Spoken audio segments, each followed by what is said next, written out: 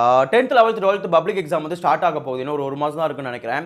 And students இருக்கக்கூடிய முக்கியமான பயம் என்ன அப்படின்னா, என்னால் படிக்க முடியல, என்னால் கான்சன்ட்ரேஷன் பண்ண முடியல, நான் வந்து ஃபெயில் ஆயிடணும் அப்படின்னு சொல்லிட்டு நிறையா பேர் வந்து புலம்பிகிட்டு இருக்கீங்க.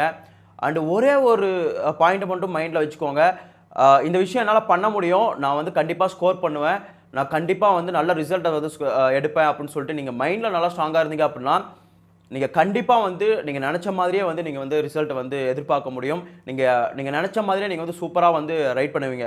ஸோ ஸ்டூடெண்ட்ஸ் இருக்கக்கூடிய ப்ராப்ளமே வந்து மைண்டில் நிறையா போட்டு வந்து குழப்பிக்கிறது தான். என்னால் முடியாதுன்னா எந்த விஷயமுமே முடியாது. ஸோ நீங்கள் ஒரு விஷயம் நீங்கள் பண்ண போகிறீங்க அப்படின்னா அது தெளிவாக அழகாக சூப்பராக பண்ணீங்க அப்படின்னா நீங்கள் கண்டிப்பாக வின் பண்ணுவீங்க. அது எந்த ஒரு விஷயமா இருந்தாலும் சரி, எஜுகேஷனும் அப்படி தான், ஸ்டடீஸும் அப்படி தான், ஒர்க் எல்லாமே அப்படி தான். ஸோ நீங்கள் ஒரு விஷயத்தை பிடிச்சி லவ் பண்ணி நீங்கள் ஒரு விஷயத்தை பண்ணுங்கள், நீங்கள் கண்டிப்பாக வந்து வின் பண்ணுவீங்க. ஸோ பிடிச்சி பண்ணுங்கள், தெளிவாக பண்ணுங்கள், எந்த ஒரு பயமும் வேண்டாம்.